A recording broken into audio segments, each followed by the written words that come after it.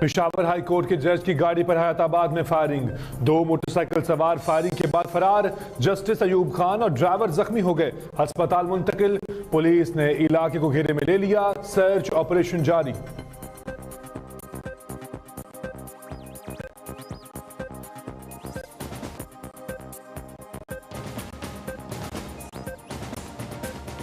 بھارتی جارحیت پر پارلیمانی رہنماؤں کو بریفنگ کا اعلامیہ جاری، جنگ کوئی آپشن نہیں، پالیسی کی ناکامی ہے، کسی بھی جارحیت کی صورت میں متحد ہیں پارلیمانی رہنماؤں کا عزم۔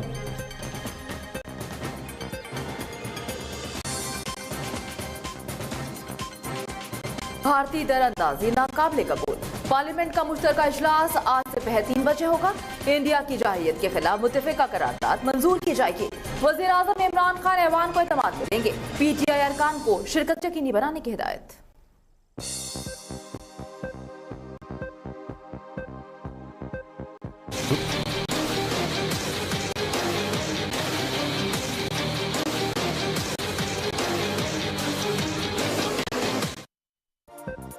وزیر اعظم عمران جانب سے جو ایک بار پھر آج دوستی اور مذاکرات کی پیشکش کی گئی ہے، اس کا بھارت کی جانب سے کیا جواب آتا ہے؟ محمود صاحب، کل سر جو مورائل ڈاؤن ہوا تھا اور میں کہہ رہا تھا جی جناب تشنگی رہ گئی، جہاز جڑے تھے وہ واپس چلے گئے، آج قوم جو ہے پراؤڈ فیل کر رہی ہے کہ یس وی کین۔ دیکھیں، وہ تو میں نے آپ سے کہا تھا کہ ایک ریٹیلیشن تو ہماری طرف سے بنتا بھی ہے اور ہونا بھی ہے، آج ہو گیا۔ اس کے بعد میرا خیال ہے کہ اب حالات جو ہیں وہ امن کی طرف جانا شروع ہو جائیں گے۔ امن کی طرف جائیں گے یا سر وہ ہندوستان مزید جو ہے اس کے اندر کوشش کرے گا؟ مودی، آپ کا یہ تھیسس ہے کہ مودی جو ہے الیکشن اگر اس نے جیتنا ہے تو جنگ اس نے نیریٹو جو ہے وہ بیچنا ہے۔ اب مودی تو اپنے ملک کے اندر پٹ گیا اس وقت، تو آپ کو بھی میں نے سنایا راہل اسے کرٹیسائز کر رہا ہے کہ یار یہ اتنا اپوزیشن کو اعتماد میں لیتا ہے، یہ سارا نقصان جو ہے اس کی وجہ سے ہو رہا ہے۔ آپ کی بات بالکل ٹھیک ہے۔ پاکستان آرمی نے جو سٹینس لیا اور جس انداز سے اللہ نے ہماری مدد بھی کی کہ اس سارے ایپیسوڈ میں بھارت کے الٹا 2 طیارے ہمارے ملک میں گر گئے، ایک ہمارے ملک میں اور ایک ان کے ملک میں، یعنی اس کانفلکٹ میں 2 طیارے ان کے گر گئے، اور جو سب سے اچھا کام ہوا وہ یہ ہوا کہ ان کا ایک پائلٹ بھی ہمارے ہاتھ آ گیا۔ اچھا، یہ 2 پائلٹ سے 1 پائلٹ کیسے ہو گیا؟ دیکھیں، ہم بہت دیر سے مشورہ دے رہے تھے بیک ڈور ڈپلومیسی کا، تو مجھے یہ میرا جو سورسز ہیں وہ بھی بتا رہے ہیں اور میرا یہ اپنا اندازہ بھی ہے کہ اسٹیبل ہو جائے گا۔ انڈیا نے دیکھا نا 65 کی وار ہوئی تھی، اس میں ہمیں فتح حاصل ہوئی، 71 میں جو ہے وہ بنگلہ دیش میں 65-71 کو بھول جائیں، یہ 65-71 کی جنگ والا ماحول نہیں ہے اب۔ میں وہی سمجھا رہا تھا، 65-71 کے بعد کی جو فوج ہے نا، یہ 1978 کے بعد کی فوج ہے، یہ تو ہارڈ اینڈ بیٹل، جسے کہتے ہیں نا بیٹل ہارڈنڈ فوج ہے، اور بیٹل ہارڈنڈ فوج کے ساتھ ساتھ بیٹل ہارڈنڈ عوام بھی ہے۔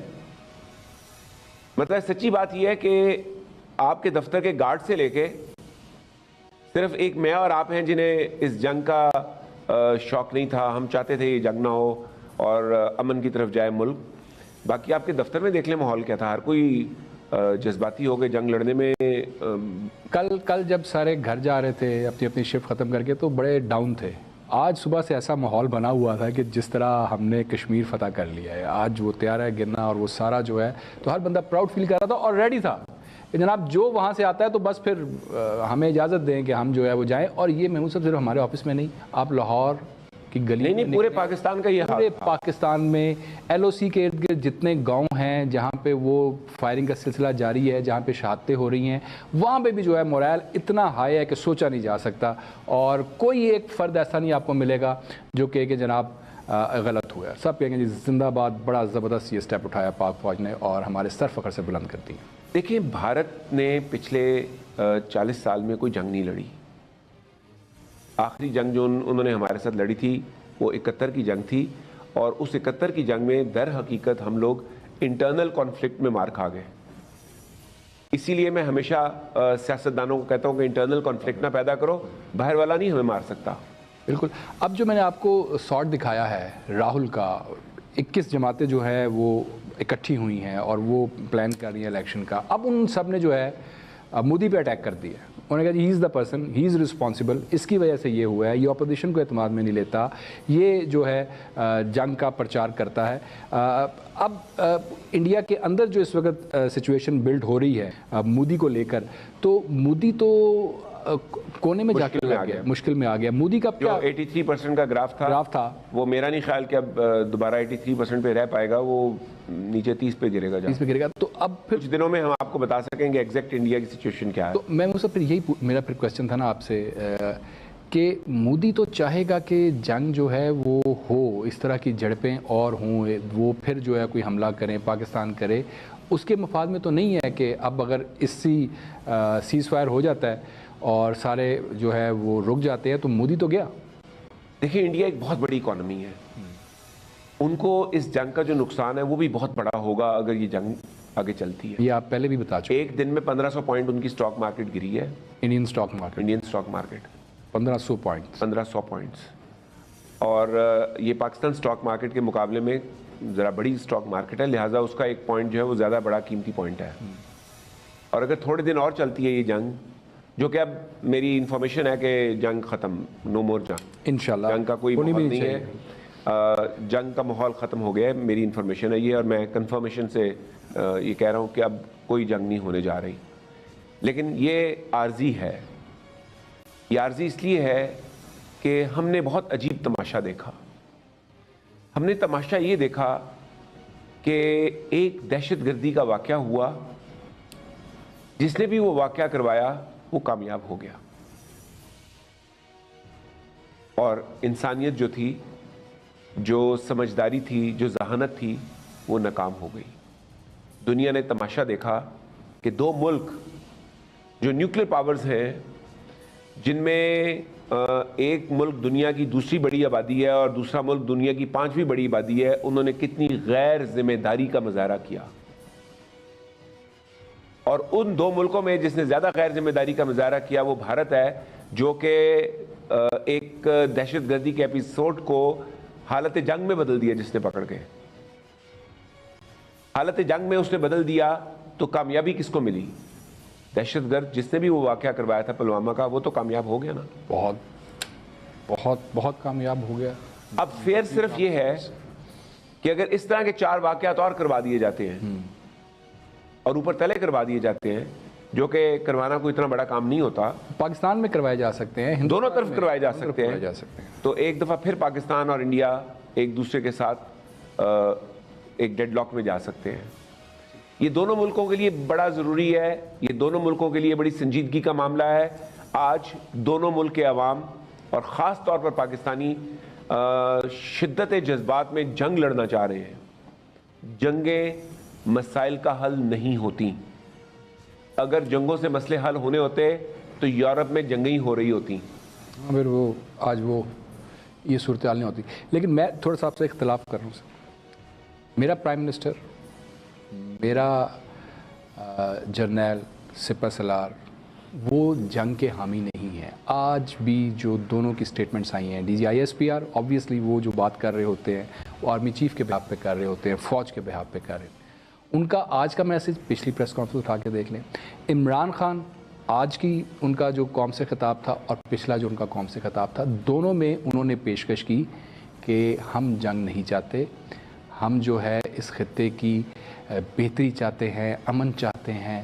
لیکن ہندوستان نے یہ بات نہیں مانی. میں آپ کو سنا دوں آج کی جو عمران خان صاحب نے کہا, پھر اس پہ بات کر لیتے ہیں. سنائیے جناب, عمران خان صاحب کا آج قوم سے خطاب, اس کا جو پہلا حصہ ہم نے منتخب کیا ہے وہ ذرا سنائیے. پلوامہ کے بعد ہندوستان کو پوری آفر کی کہ کسی قسم کی وہ انویسٹیگیشن چاہتے ہیں, ہم اس کے لیے تیار ہیں. پلوامہ میں ان کی کیجولٹیز ہوئی اور مجھے پتہ ہے کہ لوگوں کو, ان کے لواحقین کو کیسی تکلیف پہنچی ہوگی, کیونکہ یہاں 10 سال سے کچھ 70,000 کیجولٹیز ہوئی ہیں. اور میں 10 سال سے کتنے ہسپتالوں میں گیا ہوں, اور جدھر میں نے لوگوں کو دیکھا ہے بم بلاسٹ وکٹمز جن کے بازو نہیں ہیں, ٹانگیں نہیں ہیں, چل نہیں سکتے, آنکھیں نہیں ہیں. اس لیے مجھے پتہ ہے کہ ایک تو جو اس دنیا سے چلے گئے, اور دوسرا جو کہ انجرڈ ہوئے ان کے اوپر اور ان کے گھر والوں پہ کیا گزر رہی ہے. اس لیے ہم نے سیدھا हिंदुस्तान को ऑफ़र किया कि किसी तरह की भी आप इन्वेस्टिगेशन चाहते हैं, अगर उसमें कोई भी पाकिस्तानी मुलव्वस है तो पाकिस्तान पूरी तरह तावन करने के लिए आपसे तैयार है। हमने ये इसलिए कहा कि ये पाकिस्तान के इंटरेस्ट में नहीं है कि हमारी ज़मीन इस्तेमाल की जाए कहीं भी दुनिया में बाहर दहशतगर्दी करने पे, और ना ही बाहर से कोई पाकिस्तान की ज़मीन इस्तेमाल करे। तो इसलिए इसमें तो कोई डिस्प्यूट थी नहीं। हम तो जब तैयार थे, हम जब पूरी तरह तावन करने के लिए तैयार थे, तो मुझे ये खदशा था कि उसके बावजूद हिंदुस्तान ने कोई एक्शन लेना, और इसीलिए मैंने उन्हें कहा कि हमारी मजबूरी होगी जब आप एक्शन लेंगे, हमारी मजबूरी होगी रिस्पॉन्ड करना, क्योंकि कोई भी सॉवरन मुल्क ये किसी मुल्क को इजाज़त नहीं देता कि वो उसके मुल्क के अंदर कार्रवाई करे और ख़ुद ही फैसला कर ले कि वो उसने जुर्म किया, जज जूरी और एग्जीक्यूशन खुद ही बन जाए। तो सर हमने तो मजबूरन जवाब दिया, खदशा था हमें, और खान साहब ने उस दिन भी कहा था अपने ख़िताब में कि यार कोई भी इंटेलिजेंस हमें दो, हम तुम्हारे लिए नहीं अपने लिए कार्रवाई करेंगे, और उन्होंने नहीं बात मानी। देखिए, मैं थोड़ा सा सच बोलने जा रहा हूँ, और जब मैं सच बोलूँगा तो मुझे बहुत आपके सोशल मीडिया पे लोगों ने गालियाँ निकालनी है। सर देख लेना, लाइव ही जा रहे हैं जब, ज़रा आओ प्लीज़। अब आप मुझे डराए ना, क्योंकि सर हालत जंग में है, मेरी आदत में शामिल है सच कि जो भी सच हो उसको पूरा बोल दो। सच ज़रूर बोले, लेकिन ज़रा देख लें। देखिए, सच ये है कि इमरान खान जब उन्होंने लास्ट स्पीच की तो उन पे भी प्रेशर था कि उन्होंने पाकिस्तान का वो जो शिमला है वो झुकने नहीं देना, और इंडिया पे भी यही प्रेशर है कि शिमला झुकने नहीं देना। उस प्रेशर में इमरान खान ने लास्ट टाइम एक धमकी दी थी जो आज नहीं दी।